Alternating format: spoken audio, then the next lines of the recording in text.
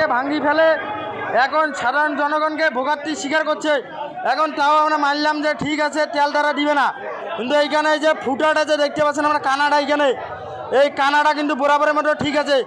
এখন জনগণের দাবি যে যদি তেল পড়ে, যদি 100 গ্রাম তেলও পড়ে তাও তারা তেল নিবে, কিন্তু এই ফুকাটের ট্যাঙ্কি ঢুকবে ভাই, একটু দেখান তো ট্যাঙ্কিটা আগে দেন ভাই, একটু আগে দেন ভাই। যে দেখেন ট্যাঙ্কি ফুকাট ঢুকে গেছে, কিন্তু তারা তেল থাকা সত্ত্বেও যে পান্না বন্ধ করে দিচ্ছে, জনগণের তেল দিচ্ছে না।